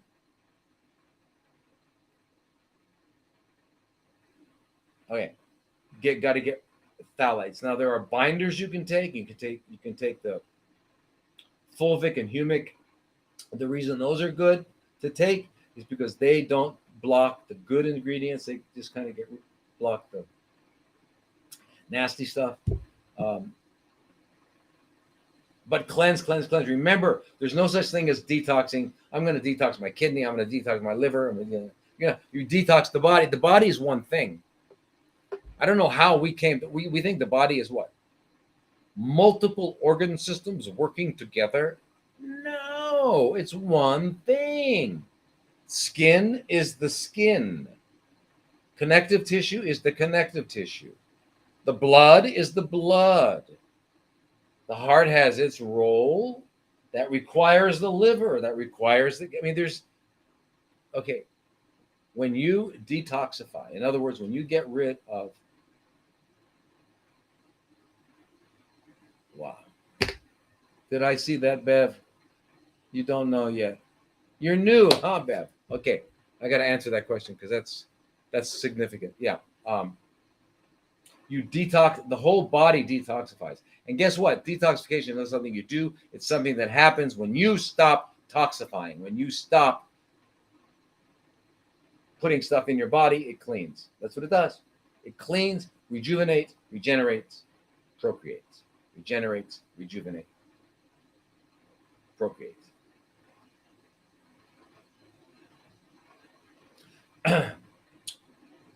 Anyway, I just saw a thing here from Bev saying ivermectin, the horse paste. Yes, that's one of the things. But ivermectin, by the way, you guys, do you know that about 250 million people around the world have river blindness? Do you know that river blindness accounted for hundreds of millions of people going blind every year? And that's becoming a historical event, no longer current because of ivermectin. Ivermectin has beyond clinical trials. We're talking about at least 250 million people have been taking it long term for a long time. It won the 2015 Nobel Prize. And they use it on horses, they use it on dogs, they use it on humans. It can be used on anything. By the way, we're all the same. We all have, we're not all the same, but like mammals, for example. I think we can all agree that we're mammals, so we've got 4 chambered hearts, we've got 2 lungs, we've got 2 kidneys, we've got 1 liver, we've got a gastrointestinal system, we have a reproductive system, we have an immune system, we have a lymphatic system, right? All these things, right? We've got limbs. Our blood, we've got all these mechanisms to keep our blood, our core body temperature the same. So there's a lot. We're all like different aspects of the same thing. I don't know how. Anyway, let's go.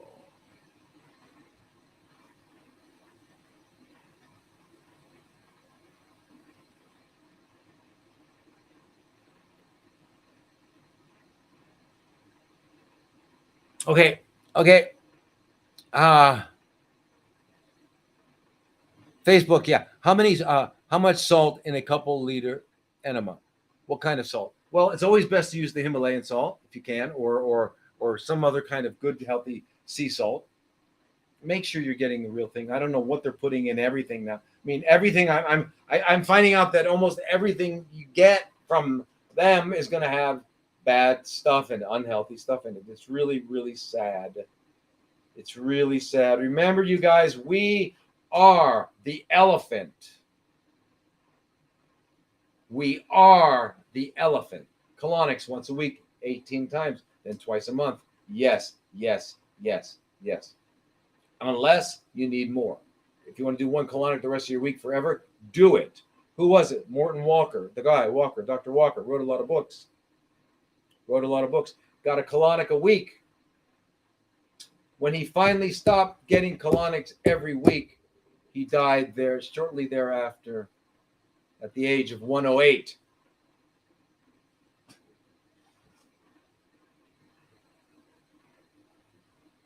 And no, colonic is not the same as an enema. Okay, how much salt in a couple liters of, what I say is take 1 liter of water, make sure it's water that you would drink, and you put in about a half a teaspoon of salt.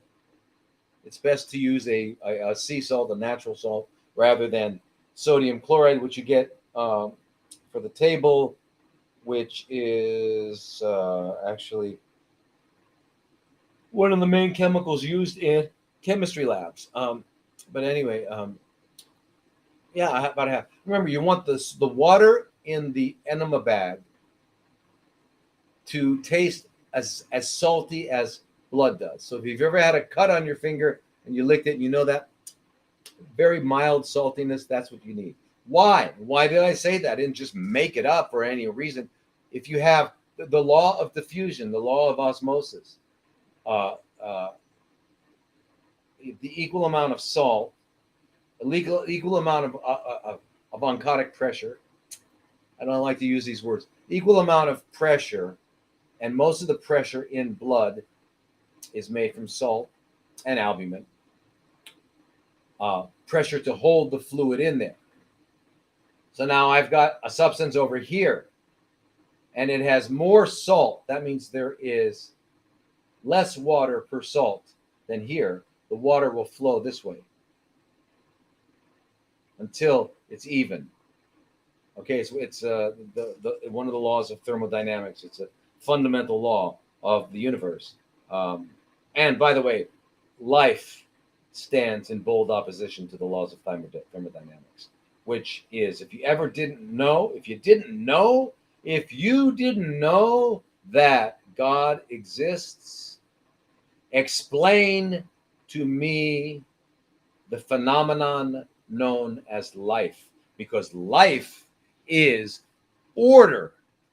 And the universe, according to the laws of thermodynamics, is on its way towards disorder. So every time we have a new life, what happened? How did we get order from that which has, by its very nature, a tendency towards disorder?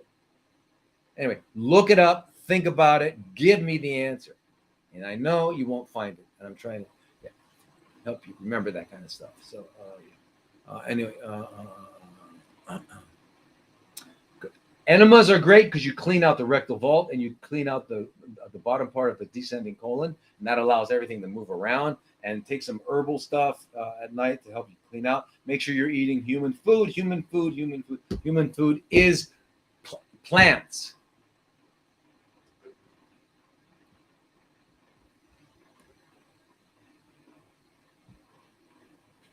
Salt in water, yes, so that when the salt goes into your rectum, it doesn't get absorbed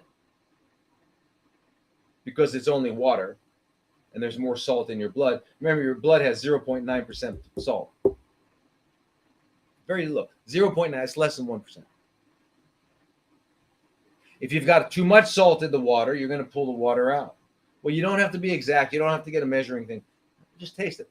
Tastes similar. Half a teaspoon of it. Anyway, it's good to clean that stuff out. And then after you've done a cleansing enema, then you'll do a uh, uh, uh, uh, uh, a retention animal.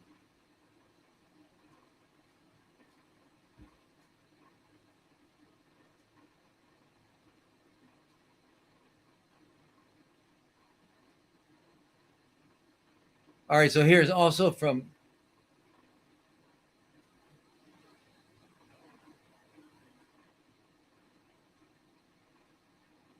Is this the doctor that told women not to get mammograms?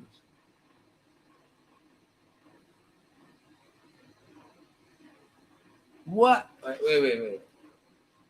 Yeah, and I'll tell you again, and I'll tell you again, and I'll tell you again. And you tell me, I want to know one reason why someone should ever get a mammogram when we already know that we have ultrasounds, thermograms, breast MRIs, huh? And we also have fingers. Now, I got a couple good questions here.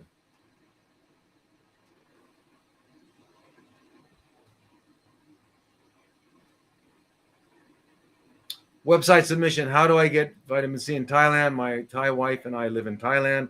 She has colon cancer with liver metastasis. Riaya. Okay. You got to get in touch with me. I mean, it's not hard at all. Not hard at all. Got to get in touch with me. Go to drlodi.com. Or go. I think there's an email, hello@drlodi.com. Just send an email there. Tell them you're from Thailand. Tell them you need to know the answer to this question, and they'll connect you to me. hello@drlodi.com. DRLODI. Okay.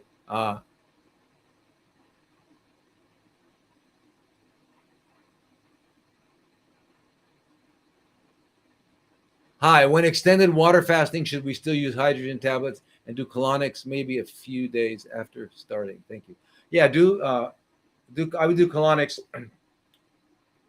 twice the first week and twice the second week. And then you could just don't worry about it until you're done.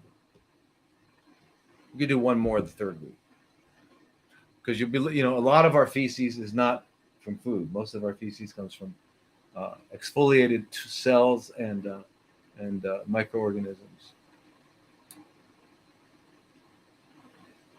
I've been told numerous times that to heal your gut, you need to eat cooked foods before introducing raw foods.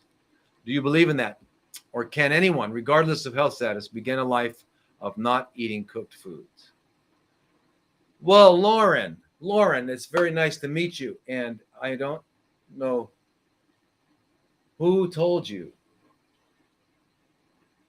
I don't know who told you that. Think about it. You've been told numerous times that before you start eating raw foods, you should eat cooked foods. Well, guess what, Lauren? You're already eating cooked foods. You've already done it, right? If they're correct, which they're not, because you can feed a baby from the beginning raw food and they'll live an incredible life. But you're already eating cooked food, so you've already introduced the cooked food. Okay, so you can go right to raw food. And it's not raw. Let's not use the word raw. Raw sounds painful. I don't want raw anything. You want raw between your legs. You want to be so big that when you walk, your legs touch and they get raw. You want to have, some women have really extremely large pendulous breasts, and it gets rashes and raw under there, or there are different things of getting raw, right? You get raw. You don't want to be raw. We're not talking about raw. We're talking about real. Real means the earth made it. It's got everything you need. How do we know? Because we are earthlings, and she's our mother, and she, under the direction of divine intelligence, produced what we need to be in optimal health, which is optimal functioning. How do I know that? Well, how do you not know that if you're asking the question? Okay.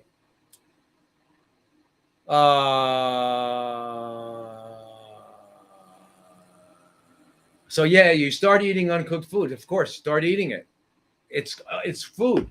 It's real food. Can my body handle it? Well, what's going to happen? You're going to find out that you might get gassy and stuff because you have the wrong bacteria. You have bacteria that lived on non-human food. And non-human food is food that's cooked.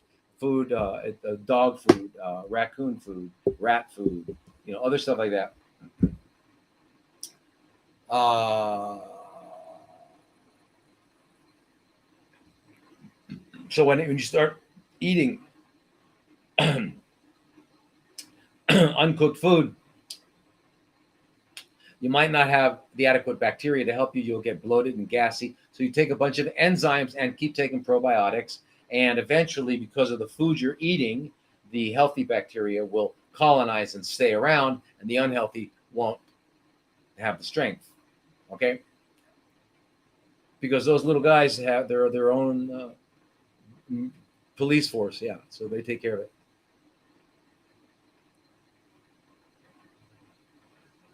Now,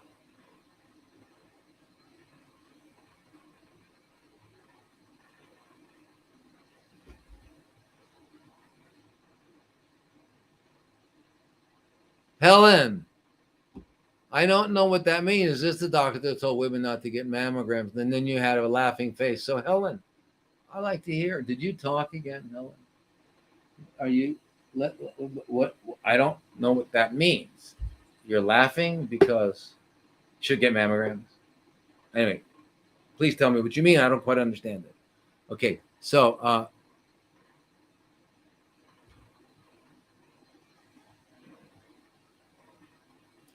okay, Jane. Holistic treatments for glaucoma. You hate taking drops and you don't want to be stoned all day. So I'm doing a parasite cleanse right now. Started yesterday. Thank you for. Okay, yeah. So yeah, parasite cleanse. Absolutely. You got to find out. You got to get the dental problem. You got to figure it out. You got to go. I mean, the best holistic biological dentist that I have ever met, ever, and I met a lot, is in Glendale, California. Dr. Emma Abraham.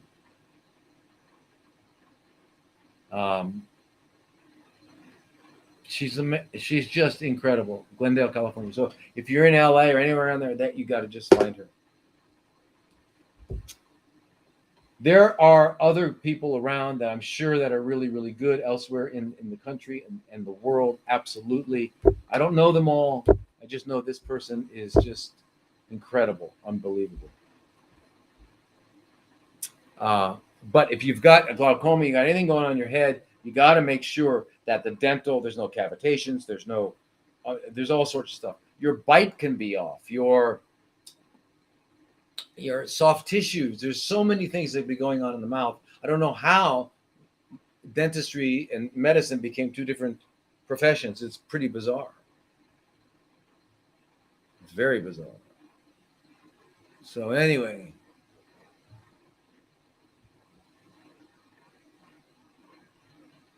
from the website, can you reduce or heal a moderate to large effusion around my heart caused by inflammation from rheumatoid arthritis?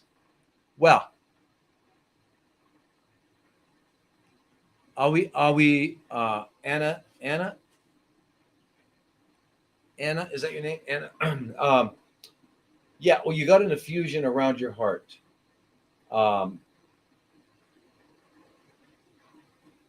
You've got to have it monitored by a doctor because an effusion around the heart can become so the more right now what happens when you have a fluid around the heart's in a sac, it can't beat as strongly as it used to.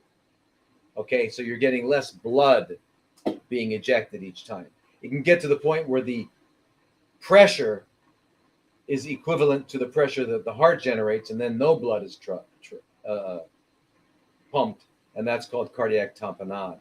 And that is an emergency where they have to go in and actually just open it up. They call it a window, but they just open up. They make a little slit in there and let out the fluid. That's the only way to deal with it at that point. But if you're having fluid coming up from rheumatoid arthritis, or it's related to what they're calling rheumatoid arthritis, again, what they're calling an autoimmune condition is a chronic inflammatory condition that has favored Th2 instead of Th1 immunity, which I'm not going to go into right now. So what you need to do is do a very thorough detoxification, cleansing, very, very thorough one. It will get reabsorbed once you get your health back. Once your health is restored, it will get reabsorbed. It will get reabsorbed. But in the meantime, you cannot ignore it. You've got to have people doing ultrasounds, heart ultrasounds, periodically to see if it's getting bigger or smaller. Because if it's getting bigger, it can be life-threatening if you've had trouble breathing or anything like that. So don't play around with it. But yes, absolutely. That inflammatory response that's going on around your heart is going around everywhere, and you can get rid of it by the healthy living that we've been talking about.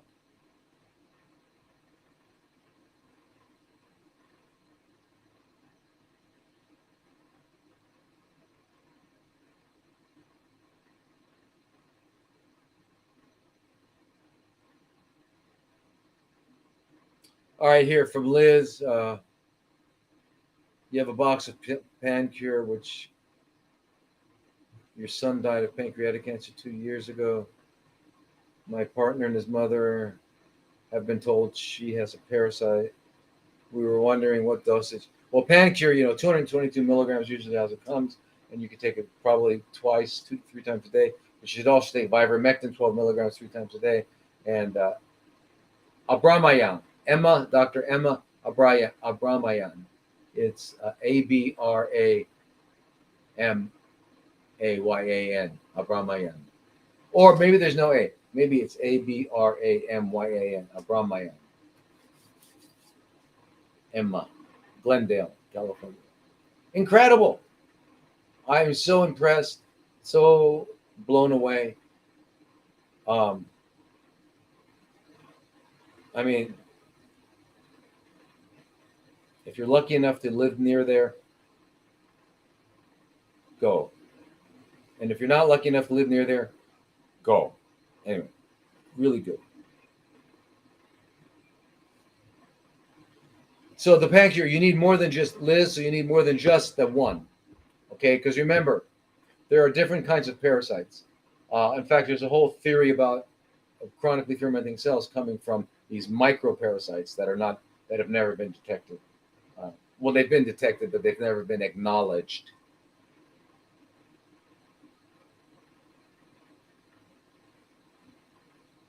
So yeah, the 222 milligrams. Yeah, I would take at least 2 to 3 times a day. But you got to also take ivermectin. You can't undertreat. If you undertreat these guys, they'll migrate. They get disturbed. They migrate to another organ. You wind up causing them to spread. So you got to just slam them with 2 or 3 or 4 anti-parasitics and antifungals. Take a week off. Do 3 or 4 weeks on, 1 week off. 3 or 4 weeks on, 1 week off. Do it that way. Get rid of these guys. Then you do maintenance doses to keep these chronically fermenting stem cells from growing and spreading. How does one cleanse the body?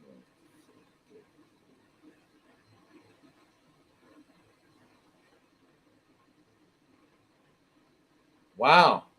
Shwanda, I would like to talk to you because if you're a raw vegan and you're having constipation,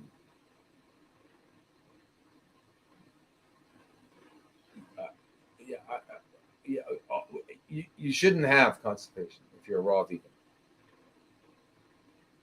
I mean, I don't see how that would happen. I'm not saying you shouldn't.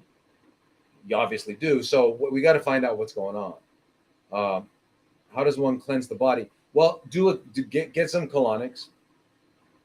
Get some colonics. Get 1 a week, a minimum of 1 a week. I'd get 2, and then two this week, 2 next week, 2 the following week, then 1 a week for maybe 16 to 18 weeks. Do that. Make yourself fresh juice. Drink nothing but 3 to 4 liters a day of fresh juice. Don't eat. It'll be tough for 3 days, 4 days, then it's done. Then it's easy. Just drink, clean out until everything's flowing. Then we've got to help restore healthy bacteria. Now, when you're taking probiotics orally, they may not get there. So you can also get some colonic bacteria. Put them in some regular water that you would drink. Suck them up in a syringe, a small syringe. Put some coconut oil on it. Before you go to sleep that night, put it into your rectum and go to sleep. I say before you go to sleep so you don't get up and it leaks out. Okay, so hopefully even if you go to the bathroom a lot, you might give yourself at least an hour or 2 for them to colonize. But we've got to get healthy bacteria into us. So do that. Don't be afraid. Don't be shy. Remember, your rectum is like, it's interesting. Think about it. You look in the mirror every day. You check out your face. You check out your lips. If you're some people wear lipstick or whatever you do. Remember, the other end of this tube is called an anus, and it is equally important. Become familiar with it. Make sure that it is flowing heavily. All right, you guys. I can't answer you all. My God, I'm so sorry. And the time is up, and I love everybody. Right? The part of you that's not, whatever, I won't say. But there's that part of you that is fantastic, beautiful, loving, even if whatever you're doing in your life.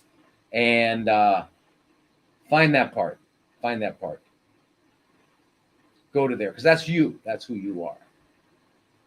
Yeah, we all think we're that guy in the mirror or that girl in the mirror, that whatever in the mirror.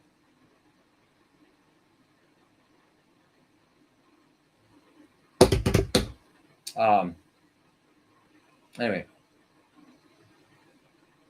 we'll talk again next week. Thank you so much. Sawadee kap, namaste, namaskar, aloha, and have a fantastic week, everybody.